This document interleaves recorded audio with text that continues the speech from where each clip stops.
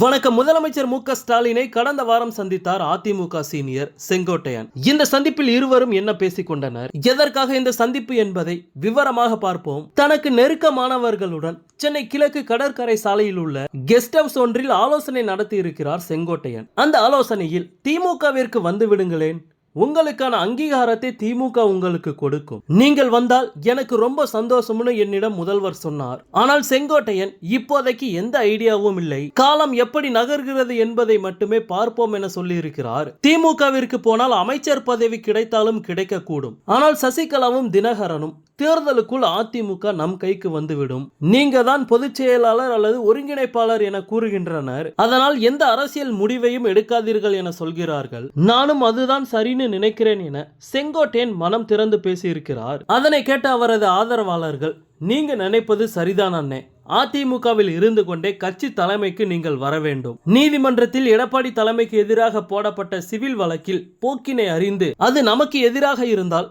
மாற்றி யோசிக்கலாம் என்று அவரது ஆதரவாளர்கள் கூறியுள்ளனர்.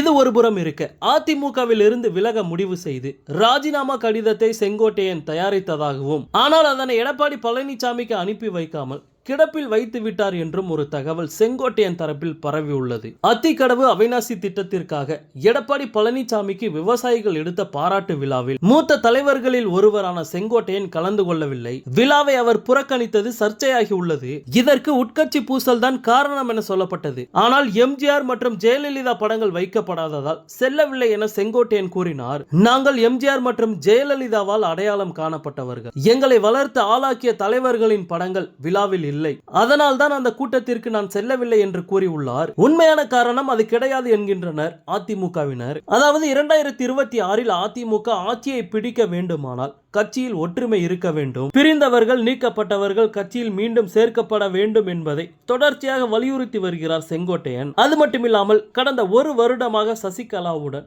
நெருங்கிய தொடர்பில் இருந்து வருகிறார். சசிகலாவின் எண்ணத்தை பிரதிபலிப்பதை போலவே செங்கோட்டையனின் சமீப கால நடவடிக்கைகள் இருக்கிறது. செங்கோட்டையன் கொங்கு மண்டலம், அதே எடப்பாடியின் அதே ஜாதி பின்புலத்தை சேர்ந்தவர். செங்கோட்டையனுக்கு எடப்பாடியை விட அவர் ஜாதி பின்புலத்தில் அதிக பவர் உள்ளது. அது மட்டுமில்லாமல் செங்கோட்டையன் சீனியர் என்பதால் அவருக்கு உட்கட்சி சப்போர்ட் அதிகமாக உள்ளது.